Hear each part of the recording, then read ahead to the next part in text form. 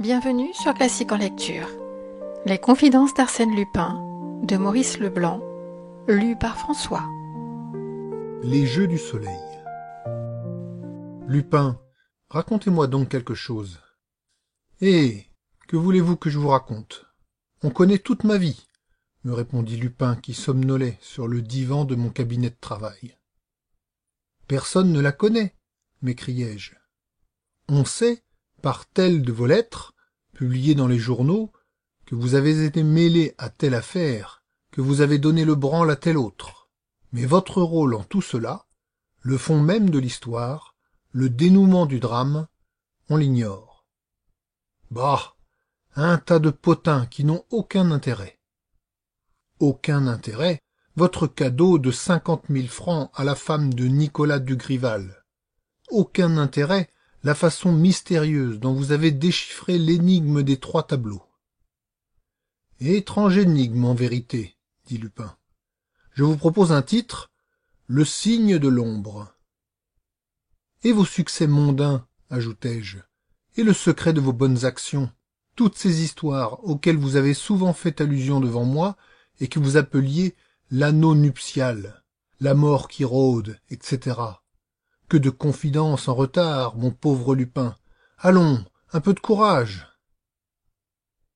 C'était l'époque où Lupin, déjà célèbre, n'avait pourtant pas encore livré ses plus formidables batailles, l'époque qui précède les grandes aventures de l'Aiguille Creuse et de 813, sans songer à s'approprier le trésor séculaire des rois de France ou à cambrioler l'Europe au nez du Kaiser. Il se contentait des coups de main plus modestes et de bénéfices plus raisonnables, se dépensant en efforts quotidiens, faisant le mal au jour le jour, et faisant le bien aussi, par nature et par dilettantisme, en Don Quichotte qui s'amuse et qui s'attendrit. Comme il se taisait, je répétais « Lupin, je vous en prie !» À ma stupéfaction, il répliqua « Prenez un crayon, mon cher, et une feuille de papier. » J'obéis vivement, tout heureux à l'idée qu'il allait enfin me dicter quelques-unes de ces pages où il sait mettre tant de verve et de fantaisie, et que moi, hélas, je suis obligé d'abîmer par de lourdes explications et de fastidieux développements. « Vous y êtes ?» dit-il. « J'y suis. »« Inscrivez 19, 21, 18, 20, 15, 21, 20... Comment ? Inscrivez, vous dis-je. » Il était assis sur le divan, les yeux tournés vers la fenêtre ouverte, et ses doigts roulaient une cigarette de tabac oriental. Il prononça « Inscrivez 9, 12, 6, 1... » Il y eut un arrêt.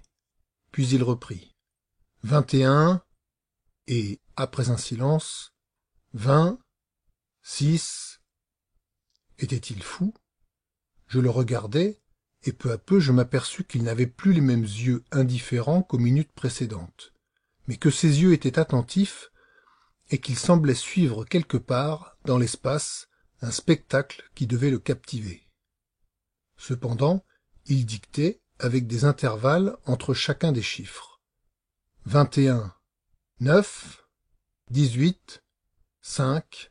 Par la fenêtre, on ne pouvait guère contempler qu'un morceau de ciel bleu vers la droite, et que la façade de la maison opposée, façade de vieil hôtel dont les volets étaient fermés comme à l'ordinaire. Il n'y avait là rien de particulier, aucun détail qui me parût nouveau parmi ceux que je considérais depuis des années. 12, 5, 4, 1... Et soudain je compris, ou plutôt je crus comprendre. Car comment admettre qu'un homme comme Lupin, si raisonnable, au fond, sous son masque d'ironie, pût perdre son temps à de telles puérilités? Cependant, il n'y avait pas de doute possible. C'était bien cela qu'il comptait. Les reflets intermittents d'un rayon de soleil qui se jouait sur la façade noircie de la vieille maison, à la hauteur du second étage. 14, 7, me dit Lupin. Le reflet disparut pendant quelques secondes, puis coup sur coup, à intervalles réguliers, frappa la façade et disparut de nouveau. Instinctivement, j'avais compté, et je dis à haute voix. 5, vous avez saisi. Pas dommage, ricana Lupin. Il se dirigea vers la fenêtre et se pencha comme pour se rendre compte du sens exact que suivait le rayon lumineux. Puis il alla se recoucher sur le canapé en me disant « À votre tour maintenant, comptez !» J'obéis, tellement ce diable d'homme avait l'air de savoir où il voulait en venir. D'ailleurs, je ne pouvais m'empêcher d'avouer que c'était chose assez curieuse que cette régularité des coups de lumière sur la façade, que ces apparitions et ces disparitions qui se succédaient comme les signaux d'un phare. Cela provenait évidemment d'une maison située sur le côté de la rue où nous nous trouvions, puisque le soleil pénétrait alors obliquement par mes fenêtres. On eût dit que quelqu'un ouvrait ou fermait alternativement une croisée, ou plutôt se divertissait à renvoyer des rayons de clarté à l'aide d'un petit miroir de poche. « C'est un enfant qui s'amuse !» m'écriai-je au bout d'un instant, quelque peu agacé par l'occupation stupide qui m'était imposée. « Allez toujours !» Et je comptais, et j'alignais des chiffres. Et le soleil continuait à danser en face de moi avec une précision vraiment mathématique. « Et ensuite ?» me dit Lupin, à la suite d'un silence plus long. « Ma foi, cela me semble terminé. Voilà plusieurs minutes qu'il n'y a rien. » Nous attendîmes, et comme aucune lueur ne se jouait plus dans l'espace, je plaisantai. « M'est avis que nous avons perdu notre temps. Quelques chiffres sur du papier, le butin est maigre. » Sans bouger de son divan, Lupin reprit. « Ayez l'obligeance, mon cher, de remplacer chacun de ces chiffres par la lettre de l'alphabet qui lui correspond en comptant, n'est-ce pas, que A comme 1, B comme 2, etc. Mais c'est idiot. Absolument idiot. Mais on fait tant de choses idiotes dans la vie, une de plus. Je me résignai à cette besogne stupide, et je notai les premières lettres. S, U, R, T, O, U, T. Un mot, m'écriai-je. Voici un mot qui se forme. Continuez donc, mon cher. Et je continuai, et les lettres suivantes composèrent d'autres mots que je séparais les uns des autres au fur et à mesure. Et à ma grande stupéfaction, une phrase entière s'aligna sous mes yeux. « Ça y est ?» me dit Lupin au bout d'un instant. « Ça y est, par exemple, il y a des fautes d'orthographe. Ne vous occupez pas de cela, je vous prie. Lisez lentement. » Alors, je lus cette phrase inachevée que je donne ici telle qu'elle m'apparut. « Surtout, il faut fuir le danger, éviter les attaques, n'affronter les forces ennemies qu'avec la plus grande prudence, et... » Je me mis à rire. Et voilà, la lumière se fit, hein, nous sommes éblouis de clarté.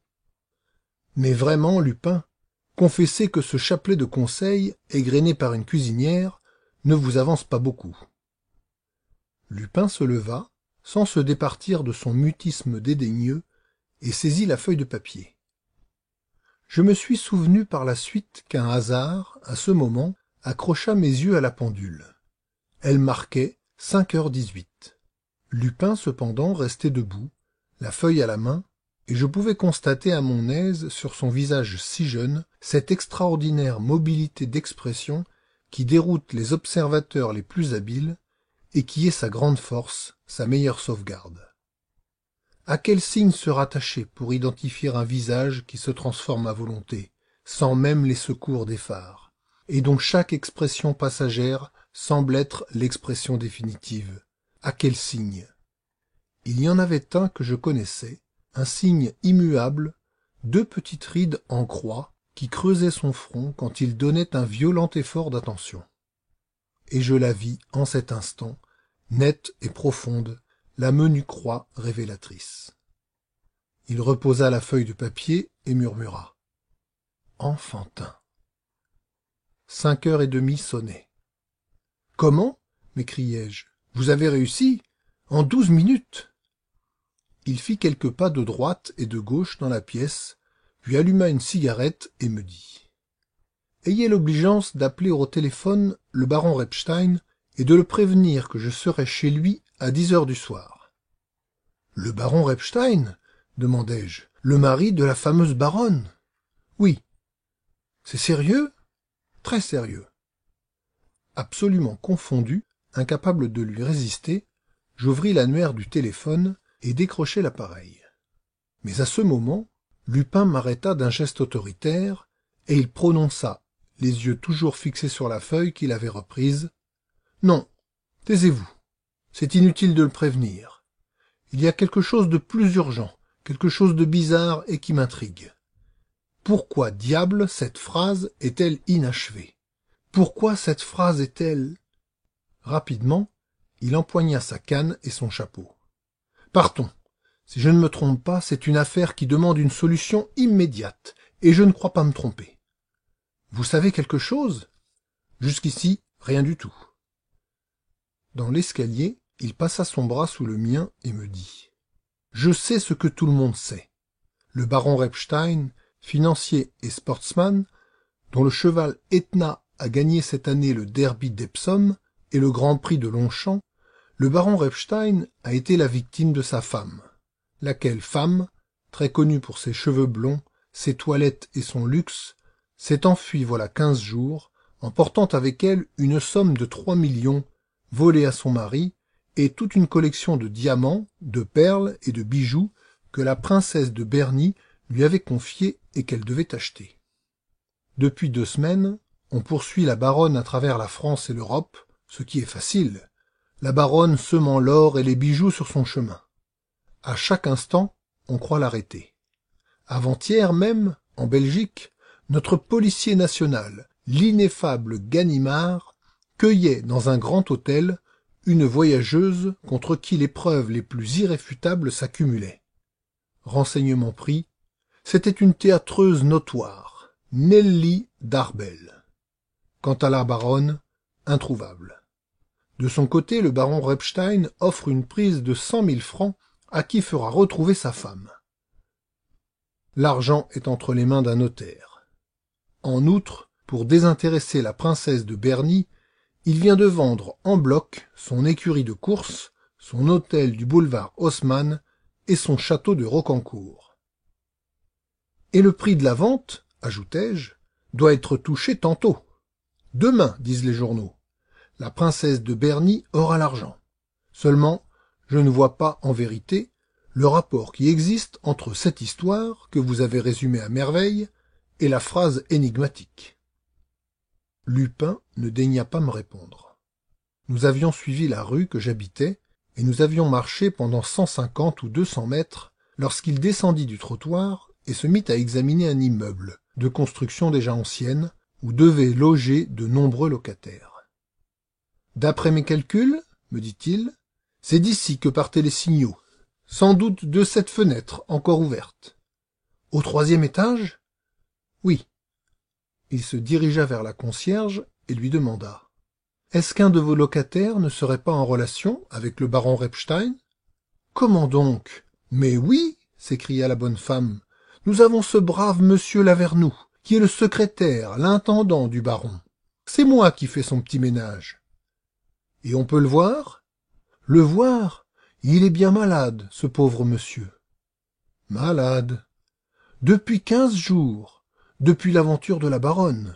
Il est rentré le lendemain avec la fièvre, et il s'est mis au lit. Mais il se lève? Ah, ça, je sais pas.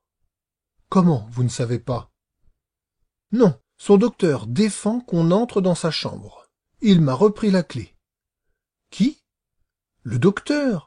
C'est lui-même qui vient le soigner, 2 ou 3 fois par jour. Tenez, il sort de la maison il n'y a pas 20 minutes. Un vieux, à barbe grise et à lunettes, tout cassé. Mais où allez-vous, monsieur? Je monte. Conduisez-moi, dit Lupin, qui déjà avait couru jusqu'à l'escalier. C'est bien au 3e étage, à gauche. Mais ça m'est défendu, gémissait la bonne femme en le poursuivant. Et puis, je n'ai pas la clé, puisque le docteur... L'un derrière l'autre, ils montèrent les 3 étages. Sur le palier, Lupin tira de sa poche un instrument et malgré les protestations de la concierge, l'introduisit dans la serrure. La porte céda presque aussitôt. Nous entrâmes. Au bout d'une pièce obscure, on apercevait de la clarté qui filtrait par une porte entrebâillée. Lupin se précipita, et dès le seuil, il poussa un cri. « Trop tard! Ah! Crebleu !» La concierge tomba à genoux, comme évanouie. Ayant pénétré à mon tour dans la chambre, je vis sur le tapis un homme à moitié nu qui gisait, les jambes recroquevillées, les bras tordus et la face toute pâle, une face amaigrie, sans chair, dont les yeux gardaient une expression d'épouvante et dont la bouche se convulsait en un rictus effroyable. « Il est mort, fit Lupin, après un examen rapide. « Mais comment ?» m'écriai-je. « Il n'y a pas de trace de sang. »« Si, si, » répondit Lupin, en montrant sur la poitrine, par la chemise entr'ouverte, 2 ou 3 gouttes rouges. « Tenez, on l'aura saisi d'une main à la gorge et de l'autre, on l'aura piqué au cœur. Je dis piqué, car vraiment, la blessure est imperceptible. On croirait le trou d'une aiguille très longue. » Il regarda par terre, autour du cadavre. Il n'y avait rien qui attirât l'attention, rien qu'un petit miroir de poche. Le petit miroir avec lequel M. Lavernoux s'amusait à faire danser dans l'espace des rayons de soleil. Mais soudain, comme la concierge se lamentait et appelait au secours, Lupin se jeta sur elle et la bouscula. « Taisez-vous. Écoutez-moi. Vous appellerez tout à l'heure. Écoutez-moi et répondez. C'est d'une importance considérable. Monsieur Lavernoux avait un ami dans cette rue, n'est-ce pas? À droite, et sur le même côté, un ami intime. Oui, un ami qu'il retrouvait tous les soirs au café, et avec lequel il échangeait des journaux illustrés. Oui. Son nom? Monsieur Dulâtre. Son adresse? Au 92 de la rue. Un mot encore, ce vieux médecin, à barbe grise et à lunettes, dont vous m'avez parlé, venait depuis longtemps? Non, je ne le connaissais pas. Il est venu le soir même où monsieur Lavernoux est tombé malade. Sans en dire davantage, Lupin m'entraîna de nouveau, redescendit, et une fois dans la rue, tourna sur la droite, ce qui nous fit passer devant mon appartement. 4 numéros plus loin, il s'arrêtait en face du 92, petite maison basse dont le rez-de-chaussée était occupé par un marchand de vin qui, justement, fumait sur le pas de sa porte, auprès du couloir d'entrée. Lupin s'informa si M. Dulâtre se trouvait chez lui. « Monsieur Dulâtre est parti, » répondit le marchand. « Voilà peut-être une demi-heure. Il semblait très agité, et il a pris une automobile, ce qui n'est pas son habitude. Et vous ne savez pas où il se rendait? Ma foi, il n'y a pas d'indiscrétion. Il a crié l'adresse assez fort. « À la préfecture de police !» qu'il a dit au chauffeur. Lupin allait lui-même héler un taxi-auto quand il se ravisa, et je l'entendis murmurer. « À quoi bon? Il a trop d'avance. » Il se demanda encore si personne n'était venu après le départ de M. Dulâtre. « Si, un vieux monsieur à barbe grise et à lunettes qui est monté chez M. Dulâtre, qui a sonné et qui est reparti. »« Je vous remercie, monsieur, » dit Lupin en saluant. Il se mit à marcher lentement, sans m'adresser la parole et d'un air soucieux. Il était hors de doute que le problème lui semblait fort difficile et qu'il ne voyait pas très clair dans les ténèbres où il paraissait se diriger avec tant de certitude. D'ailleurs, lui-même m'avoua. Ce sont là des affaires qui nécessitent beaucoup plus d'intuition que de réflexion. Seulement, celle-ci vaut fichtre la peine qu'on s'en occupe. Nous étions arrivés sur les boulevards. Lupin entra dans un cabinet de lecture et consulta très longuement les journaux de la dernière quinzaine. De temps à autre, il marmottait. « Oui, oui, évidemment ce n'est qu'une hypothèse, mais elle explique tout.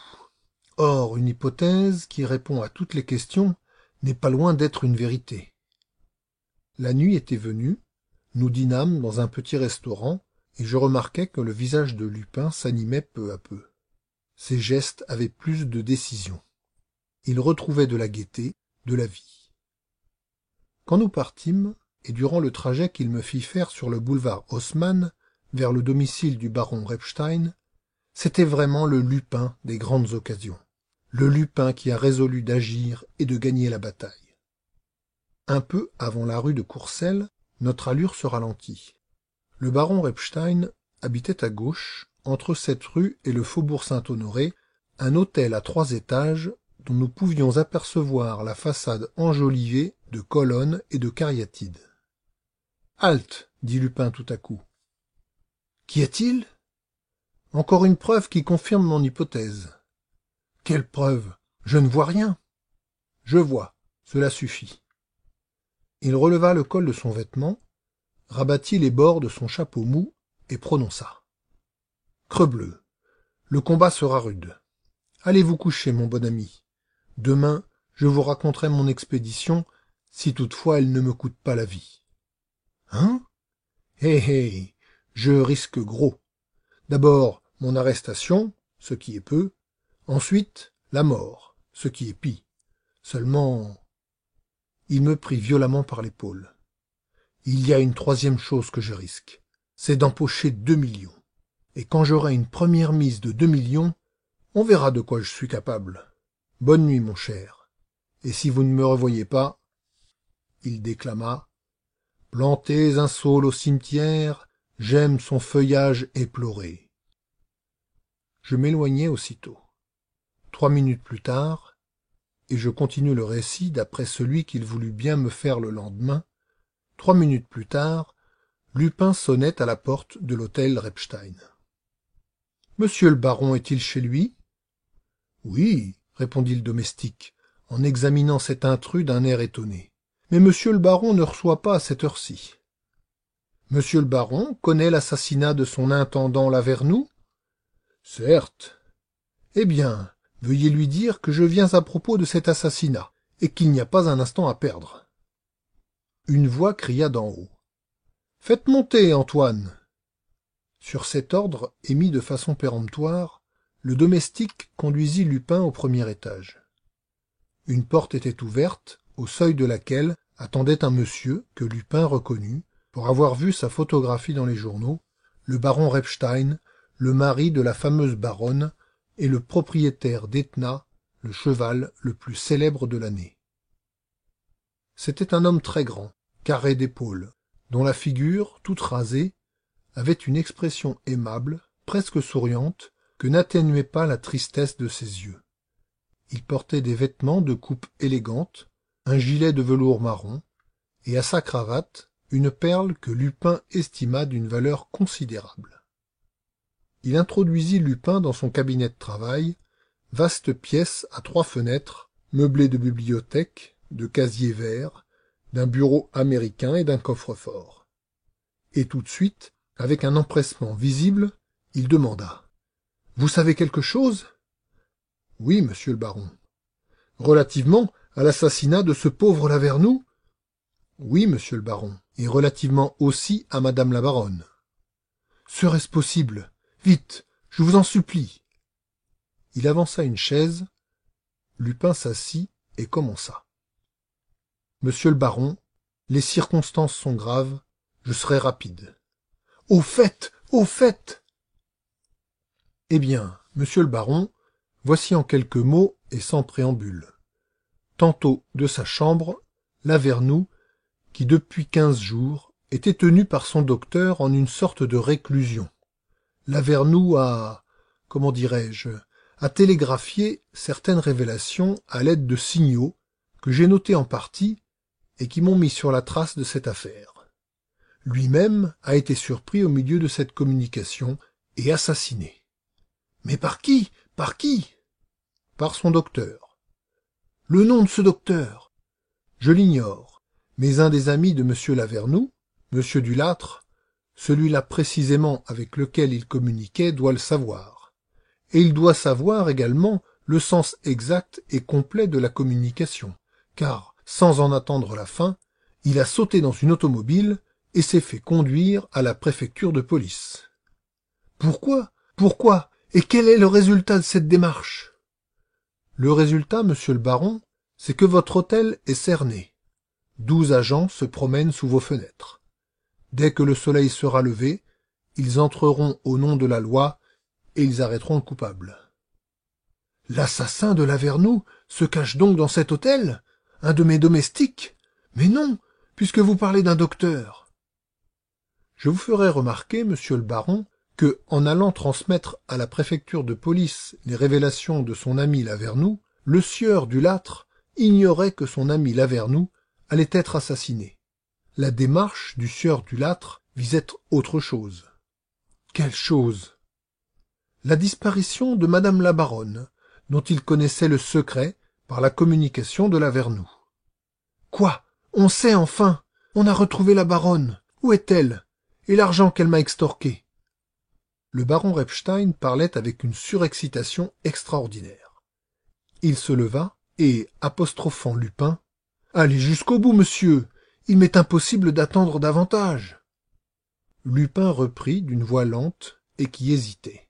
« C'est que, voilà. L'explication devient difficile, étant donné que nous partons d'un point de vue tout à fait opposé. Je ne comprends pas. Il faut pourtant que vous compreniez, monsieur le baron. Nous disons, n'est-ce pas, je m'en rapporte aux journaux, nous disons que la baronne Repstein partageait le secret de toutes vos affaires, et qu'elle pouvait non seulement ouvrir ce coffre-fort, mais aussi celui du Crédit Lyonnais, où vous enfermiez toutes vos valeurs. Oui. Or, il y a 15 jours, un soir, tandis que vous étiez au cercle, la baronne Repstein, qui avait réalisé toutes ces valeurs à votre insu, est sortie d'ici avec un sac de voyage, où se trouvait votre argent, ainsi que tous les bijoux de la princesse de Berny. Oui. Et depuis, on ne l'a pas revue. Non. Eh bien, il y a une excellente raison pour qu'on ne l'ait pas revue. Laquelle? C'est que la baronne Repstein a été assassinée. Assassinée, la baronne? Mais vous êtes fou! Assassinée. Et ce soir-là, tout probablement. Je vous répète que vous êtes fou. Comment la baronne aurait-elle été assassinée, puisqu'on suit sa trace, pour ainsi dire, pas à pas? On suit la trace d'une autre femme.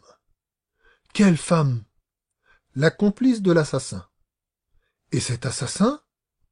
Celui-là même qui, depuis 15 jours, sachant que Lavernoux, par la situation qu'il occupait dans cet hôtel, a découvert la vérité, le tient enfermé, l'oblige au silence, le menace, le terrorise. Celui-là même qui, surprenant Lavernoux en train de communiquer avec un de ses amis, le supprime froidement d'un coup de stylet au cœur. Le docteur, alors? Oui. Mais qui est ce docteur? Quel est ce génie malfaisant, cet être infernal qui apparaît et qui disparaît, qui tue dans l'ombre et que nul ne soupçonne? Vous ne devinez pas? Non? Et vous voulez le savoir? Si je le veux, mais parlez, parlez donc! Vous savez où il se cache? Oui. Dans cet hôtel? Oui. C'est lui que la police recherche? Oui. Qui est-ce? Vous. Moi? Il n'y avait certes pas 10 minutes que Lupin se trouvait en face du baron, et le duel commençait. L'accusation était portée, précise, violente, implacable. Il répéta. Vous-même, affublé d'une fausse barbe et d'une paire de lunettes, courbé en deux comme un vieillard. Bref, vous, le baron Repstein, et c'est vous, pour une bonne raison, à laquelle personne n'a songé, c'est que si ce n'est pas vous qui avez combiné toute cette machination, l'affaire est inexplicable. Tandis que vous, coupable, vous, assassinant la baronne pour vous débarrasser d'elle et manger les millions avec une autre femme, vous, assassinant votre intendant Lavernoux pour supprimer un témoin irrécusable, oh, alors tout s'explique. Le baron, qui durant le début de l'entretien demeurait incliné vers son interlocuteur, épiant chacune de ses paroles avec une avidité fiévreuse, le baron s'était redressé et il regardait Lupin comme si, décidément, il avait affaire à un fou. Lorsque Lupin eut terminé son discours, il recula de 2 ou 3 pas, parut prêt à dire des mots que, en fin de compte, il ne prononça point, puis il se dirigea vers la cheminée et sonna. Lupin ne fit pas un geste. Il attendait en souriant. Le domestique entra. Son maître lui dit. « Vous pouvez vous coucher, Antoine. Je reconduirai monsieur. » Dois-je éteindre, monsieur? Laissez le vestibule allumé. Antoine se retira, et aussitôt, le baron, ayant sorti de son bureau un revolver, revint auprès de Lupin, mit l'arme dans sa poche, et dit très calmement. Vous excuserez, monsieur, cette petite précaution que je suis obligé de prendre au cas, d'ailleurs invraisemblable, vous seriez devenu fou. Non, vous n'êtes pas fou, mais vous venez ici dans un but que je ne m'explique pas, et vous avez lancé contre moi une accusation si stupéfiante que je suis curieux d'en connaître la raison. Il avait une voix émue, et ses yeux tristes semblaient mouillés de larmes. Lupin frissonna. S'était-il trompé? L'hypothèse que son intuition lui avait suggérée et qui reposait sur une base fragile de petits faits, cette hypothèse était-elle fausse? Un détail attira son attention par l'échancrure du gilet. Il aperçut la pointe de l'épingle fixée à la cravate du baron, et il constata ainsi la longueur insolite de cette épingle. De plus, la tige d'or en était triangulaire et formait comme un menu poignard très fin, très délicat, mais redoutable en des mains expertes. Et Lupin ne douta pas que l'épingle, ornée de la perle magnifique, n'eût été l'arme qui avait perforé le cœur de ce pauvre monsieur Lavernoux. Il murmura.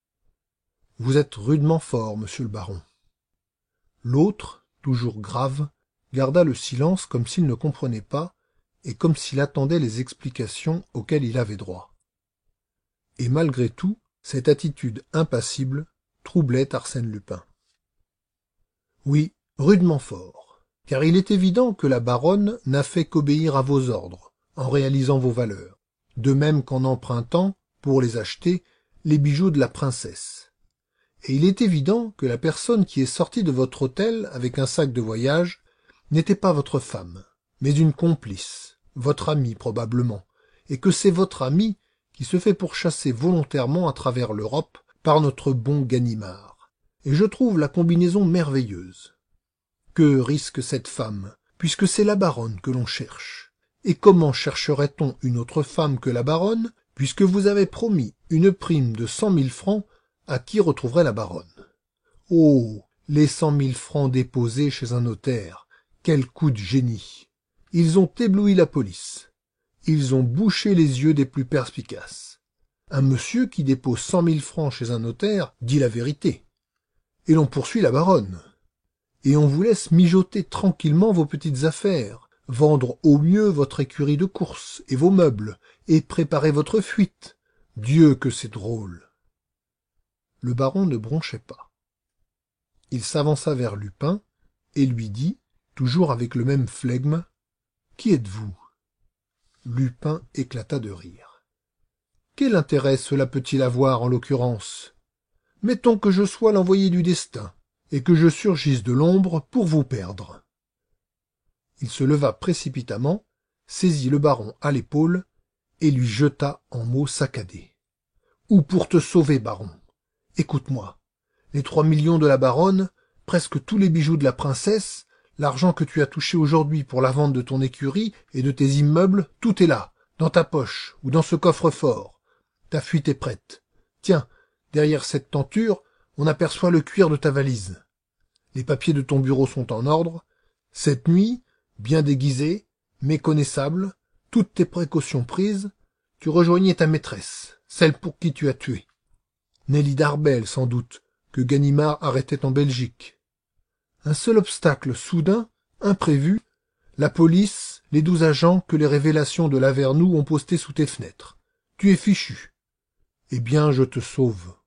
Un coup de téléphone, et vers 3 ou 4 heures du matin, 20 de mes amis suppriment l'obstacle, escamotent les 12 agents, et sans tambour ni trompette, on détale. Comme condition, presque rien. Une bêtise pour toi. Le partage des millions et des bijoux. Ça colle? Il était penché sur le baron et l'apostrophait avec une énergie irrésistible. Le baron chuchota. Je commence à comprendre. C'est du chantage. Chantage ou non, appelle ça comme tu veux, mon bonhomme. Mais il faut que tu en passes par où j'ai décidé. Et ne crois pas que je flanche au dernier moment. Ne te dis pas... Voilà un gentleman que la crainte de la police fera réfléchir. Si je joue gros en refusant, lui, il risque également les menottes, la cellule, tout le diable et son train, puisque nous sommes traqués tous deux comme des bêtes fauves. Erreur, monsieur le baron. Moi, je m'en tire toujours. Il s'agit uniquement de toi, la bourse ou la vie, monseigneur. Pars à deux, sinon l'échafaud. Ça colle? Un geste brusque. Le baron se dégagea, empoigna son revolver et tira. Mais Lupin prévoyait l'attaque, d'autant que le visage du baron avait perdu son assurance et prit peu à peu, sous une poussée lente de peur et de rage, une expression féroce, presque bestiale, qui annonçait la révolte si longtemps contenue. 2 fois il tira. Lupin se jeta de côté d'abord, puis s'abattit aux genoux du baron, qu'il saisit par les jambes et fit basculer. D'un effort, le baron se dégagea. Les 2 ennemis s'agrippèrent à bras-le-corps, et la lutte fut acharnée, sournoise, sauvage. Tout à coup, Lupin sentit une douleur à la poitrine. « Ah, canaille !» hurla-t-il. « C'est comme ça avec la Vernoux. L'épingle !» Il se raidit désespérément, maîtrisa le baron et l'étreignit à la gorge, vainqueur enfin et tout-puissant. « Imbécile, si tu n'avais pas abattu ton jeu, j'étais capable de lâcher la partie. T'as une telle figure d'honnête homme. Mais quel muscle, monseigneur! Un moment, j'ai bien cru... Seulement cette fois, ça y est. Allons, mon bon ami, donnez l'épingle et faites risette. Mais non, c'est une grimace, ça. Je serre trop fort, peut-être. Monsieur va tourner de l'œil? Alors, soyez sage. Bien, une toute petite ficelle autour des poignets. Vous permettez? Mon Dieu, quel accord parfait entre nous.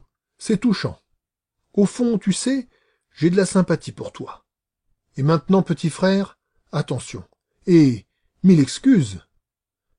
Il se dressa à demi et de toutes ses forces lui asséna au creux de l'estomac un coup de poing formidable. L'autre râla, étourdi, sans connaissance. Voilà ce que c'est que de manquer de logique, mon bon ami, dit Lupin. Je t'offrais la moitié de tes richesses, je ne t'accorde plus rien du tout, si tant est que je puisse avoir quelque chose, car c'est là l'essentiel. Où le bougre a-t-il caché son magot? Dans le coffre-fort? Bigre, ça sera dur. Heureusement que j'ai toute la nuit.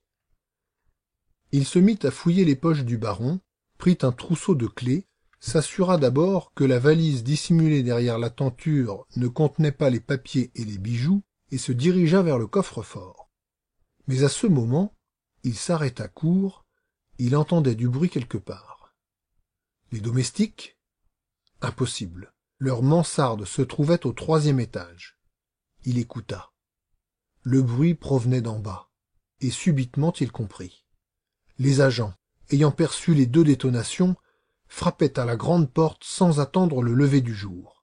« Crebleu, dit-il, je suis dans de beaux draps. Voilà ces messieurs maintenant. » Et à la minute même où nous allions recueillir le fruit de nos laborieux efforts. Voyons, Lupin, du sang-froid. De quoi s'agit-il? D'ouvrir, en 20 secondes, un coffre dont tu ignores le secret. Et tu perds la tête pour si peu? Voyons, t'as qu'à le trouver, ce secret. Combien qu'il y a de lettres dans le mot? 4? Il continuait à réfléchir tout en parlant et tout en écoutant les allées et venues de l'extérieur. Il ferma à double tour la porte de l'antichambre, puis il revint au coffre. 4 chiffres, 4 lettres, 4 lettres. Qui diable pourrait me donner un petit coup de main, un petit bout de tuyau? Qui? Mais Lavernoux, parbleu, ce bon Lavernoux, puisqu'il a pris la peine, au risque de ses jours, de faire de la télégraphie optique. Dieu que je suis bête. Mais oui, nous y sommes. Crénom, ça m'émeut. Lupin, tu vas compter jusqu'à 10 et comprimer les battements trop rapides de ton cœur. Sinon, c'est de la mauvaise ouvrage. Ayant compté jusqu'à 10, tout à fait calme, il s'agenouilla devant le coffre-fort. Il manœuvra les 4 boutons avec une attention minutieuse. Ensuite, il examina le trousseau de clés, choisit l'une d'elles, puis une autre, et tenta vainement de les introduire. Au troisième coup, l'on gagne, murmura-t-il, en essayant une troisième clé. Victoire! Celle-ci marche! Sésame, ouvre-toi! La serrure fonctionna. Le battant fut ébranlé. Lupin l'entraîna vers lui en reprenant le trousseau. À nous les millions! dit-il. Sans rancune, baron Repstein. Mais d'un bond, il sauta en arrière avec un hoquet d'épouvante. Ses jambes vacillèrent sous lui. Les clés s'entrechoquaient dans sa main fébrile avec un cliquetis sinistre. Et durant 20-30 secondes, malgré le vacarme que l'on faisait en bas, et les sonneries électriques qui retentissaient à travers l'hôtel, il resta là, les yeux hagards, à contempler la plus horrible, la plus abominable vision, un corps de femme à moitié vêtu, courbé en deux dans le coffre, tassé comme un paquet trop gros, et des cheveux blonds qui pendaient, et du sang. La baronne, bégaya-t-il, la baronne, oh le monstre! Il s'éveilla de sa torpeur, subitement, pour cracher à la figure de l'assassin et pour le marteler à coups de talon. Tiens, misérable! Tiens, canaille! Et avec ça, l'échafaud, le panier à son! Cependant, aux étages supérieurs, des cris répondaient à l'appel des agents. Lupin entendit des pas qui dégringolaient l'escalier, il était temps de songer à la retraite. En réalité, cela l'embarrassait peu. Durant son entretien avec le baron Repstein, il avait eu l'impression, tellement l'ennemi montrait de sang-froid, qu'il devait exister une issue particulière. Pourquoi, d'ailleurs, le baron eût-il engagé la lutte s'il n'avait pas été sûr d'échapper à la police? Lupin passa dans la chambre voisine. Elle donnait sur un jardin. À la minute même où les agents étaient introduits, il enjambait le balcon et se laissait glisser le long d'une gouttière. Il fit le tour des bâtiments. En face, il y avait un mur bordé d'arbustes. Il s'engagea entre ce mur et les arbustes et trouva une petite porte qu'il lui fut facile d'ouvrir avec une des clés du trousseau. Dès lors, il n'eut qu'à franchir une cour, à traverser les pièces vides d'un pavillon, et quelques instants plus tard, il se trouvait dans la rue du Faubourg Saint-Honoré. Bien sûr, et de cela il ne doutait point, la police n'avait pas prévu cette issue secrète. « Eh bien, qu'en dites-vous du baron Repstein ?» s'écria Lupin après m'avoir raconté tous les détails de cette nuit tragique. « Hein, quel immonde personnage! Et comme il faut parfois se méfier des apparences. Je vous jure que celui-là avait l'air d'un véritable honnête homme. » Je lui demandai. « Mais les millions, les bijoux de la princesse ?» Ils étaient dans le coffre. Je me rappelle très bien avoir aperçu le paquet. « Alors ?» Ils y sont toujours. « Pas possible. » Ma foi, oui. Je pourrais vous dire que j'ai eu peur des agents, ou bien alléguer une délicatesse subite. La vérité est plus simple et plus prosaïque. Ça sentait trop mauvais. « Quoi ?» Oui, mon cher. L'odeur qui se dégageait de ce coffre, de ce cercueil. Non, je n'ai pas pu. La tête m'a tourné. Une seconde de plus, je me trouvais mal. Est-ce assez idiot? Tenez, voilà tout ce que j'ai rapporté de mon expédition. L'épingle de cravate. La perle vaut au bas mot 50 000 francs. Mais tout de même, je vous l'avoue, je suis fichtrement vexé. Quelle gaffe! Encore une question, repris-je. Le mot du coffre-fort. Eh bien? Comment l'avez-vous deviné? Oh, très facilement. Je m'étonne même de ne pas y avoir songé plus tôt. Bref, il était contenu dans les révélations télégraphiques de ce pauvre Lavernoux. Hein? Voyons, mon cher, les fautes d'orthographe. Les fautes d'orthographe? Crebleu, mais elles sont voulues. Serait-il admissible que le secrétaire, que l'intendant du baron fît des fautes d'orthographe et qu'il écrivît fuir avec un E final, attaque avec un seul T, ennemi avec un seul N et prudence avec un A? Moi, cela m'a frappé aussitôt. J'ai réuni les 4 lettres et j'ai obtenu le mot Etna, le nom du fameux cheval. Et ce seul mot a suffi? Parbleu, il a suffi d'abord pour me lancer sur la piste de l'affaire Repstein, dont tous les journaux parlaient, Et ensuite, pour faire naître en moi l'hypothèse que c'était là le mot du coffre-fort, puisque d'une part, Lavernoux connaissait le contenu macabre du coffre-fort, et que de l'autre, il dénonçait le baron. Et c'est ainsi également que j'ai été conduit à supposer que Lavernoux avait un ami dans la rue, qu'ils fréquentaient tous deux le même café, qu'ils s'amusaient à déchiffrer les problèmes et les devinettes cryptographiques des journaux illustrés, et qu'ils s'ingéniaient à correspondre télégraphiquement d'une fenêtre à l'autre. « Et voilà !» m'écriai-je. « C'est tout simple. » Très simple. Et l'aventure prouve une fois de plus qu'il y a, dans la découverte des crimes, quelque chose de bien supérieur à l'examen des faits, à l'observation, déduction, raisonnement et autres balivernes. C'est, je le répète, l'intuition. L'intuition et l'intelligence.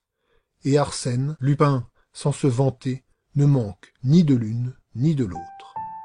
Merci d'avoir écouté Les Confidences d'Arsène Lupin sur Classique en lecture. Si cette vidéo vous a plu, vous pouvez la partager. N'hésitez pas à liker, vous abonner et activer la cloche des notifications pour être prévenu lorsque je sors une nouvelle vidéo de lecture. À très vite sur Classique en lecture.